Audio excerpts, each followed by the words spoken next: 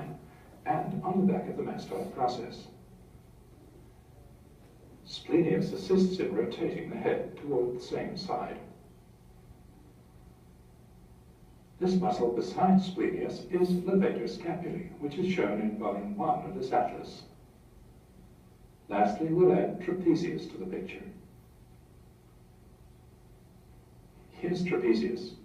Trapezius is a large and complex muscle. As shown in volume 1, its lower part extends all the way down to T12.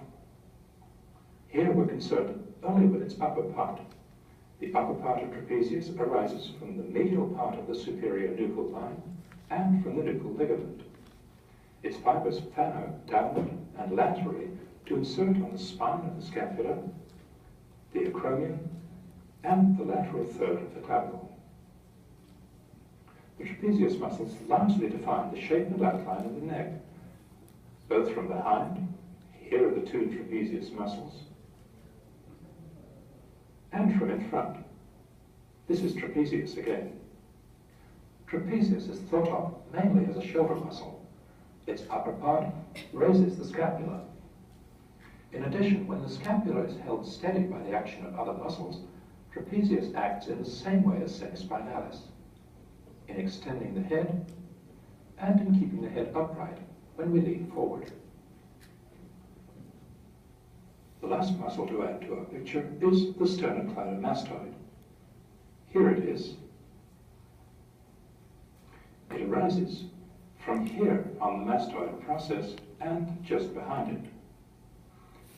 The sternocleidomastoid muscle runs downwards, forwards, and medially to insert partly on the medial end of the clavicle and partly on the manubrium. Contraction of one sternocleidomastoid muscle produces rotation of the head toward the opposite side. Contraction of both sternocleidomastoids together produces flexion of the head and cervical spine. When we're leaning backwards, their tonic action prevents gravity from extending the head and neck.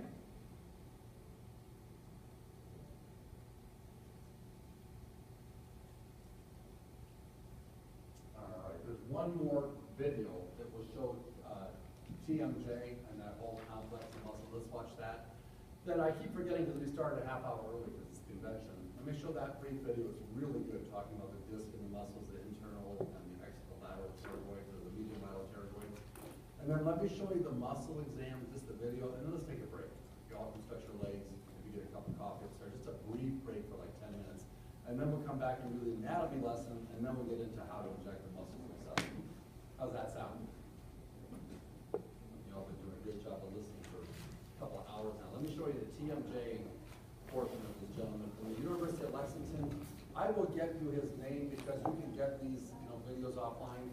But there's a tremendous book by the author is Jan Travell, T-R-A-V-E-L-L-J-A-N-T-R-A-V-E-L-L, Jan Travell, on trigger point injection. It's a phenomenal book on trigger point injection. So that's not in your information in front of you, but Jan Travell is the author, and that is a tremendous book.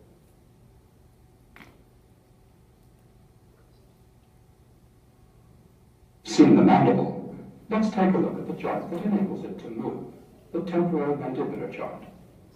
It's a synovial joint with articular cartilage on the bone surfaces and a joint capsule that encloses synovial fluid. It's a double joint.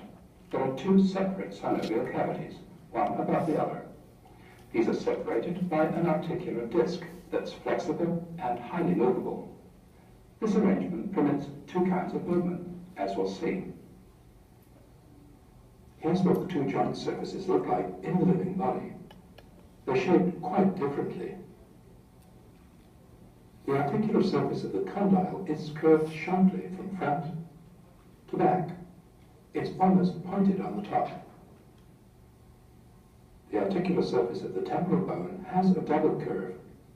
This concave part is the mandibular fossa. This convex part is formed by the downward bulge of the articular tubercle. Here's the temporomandibular joint with its joint capsule intact. Most of the capsule is thin and loose to allow the various movements that we'll see. On the lateral aspect, the capsule is thickened by this lateral ligament. The articular disc is inside the joint, here. To see it, we'll remove part of the capsule above and below it. Here's the upper joint cavity, here's the lower one. Here between them is the articular disc. It's made of dense fibrous tissue. It's attached to the joint capsule all the way around its edge. Here's the articular disc by itself. It's thin in front and thick behind. It's quite flexible.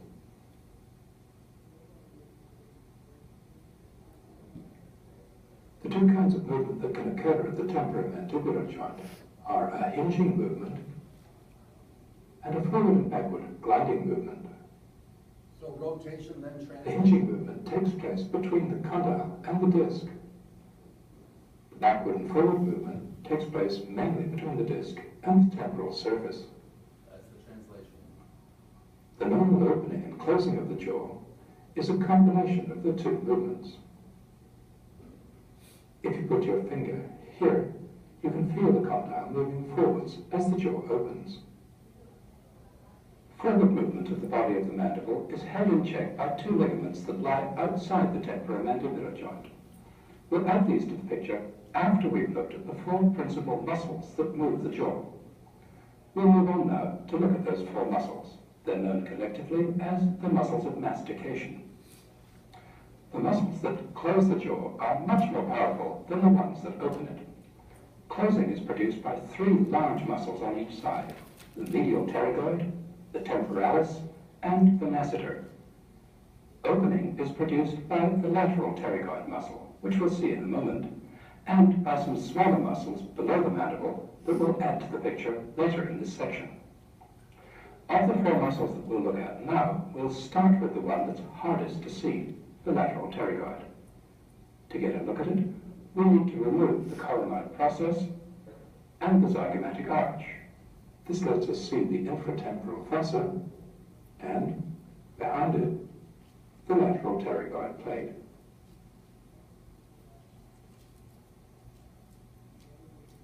Here's the lateral pterygoid muscle. It's quite small. The lateral pterygoid muscle arises partly from the underside of the greater wing of the sphenoid and partly from the lateral aspect of the lateral pterygoid plate. The fibers of the lateral pterygoid muscle run backward and a little laterally. We'll go round to a medial view to see where they go. The main insertion of the lateral pterygoid is into this hollow on the front of the condylar process. The lateral pterygoid also inserts onto the capsule of the temporomandibular joint and into the front edge of the articular disc. These windows in the capsule were made artificially, as in the shot that we saw previously. Now that we've seen the lateral pterygoid, we'll add the medial pterygoid muscle to the picture. The medial pterygoid muscle is larger than the lateral pterygoid and runs in a quite different direction. The medial pterygoid muscle arises from both the pterygoid plates, the medial aspect of the lateral one and the lateral aspect of the medial one, also from this corner of the maxilla, the tuber. The fibers of the medial pterygoid muscle run downwards, backwards, and laterally. They insert here along the inner aspect of the angle of the mandible. Before adding the next muscle, the temporalis, to the picture, we'll put the coronoid process back in place, since that's where the temporalis inserts. Here's temporalis, the largest of the muscles of mastication. It's shaped like a fan. The temporalis arises from the wide area on the side of the skull that lies within the temporal line. The fibers of temporalis converge from above and from behind on the coronoid process. They insert on the outer aspect and the inner aspect of the coronoid process, and also here on the anterior part of the ramus of the mandible.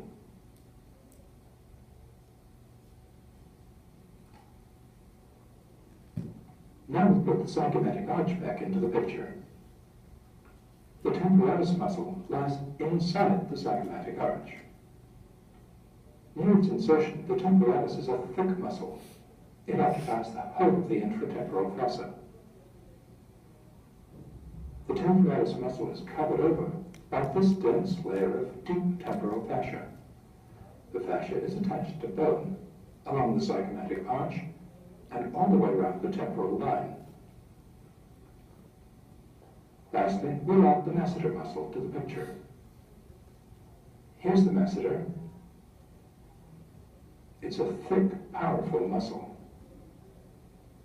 The masseter arises from the anterior 2/3 of the lower border of the zygomatic arch on its outer aspect, and from the whole length of the arch on its inner aspect. The fibers of the masseter muscle that arise on the outside run downwards and backwards. Those on the inside run straight downwards. The masseter inserts into this wide area on the angle and ramus of the mandible. The masseter muscle on the outside and the medial pterygoid muscle on the inside converge on the angle of the mandible in very similar ways.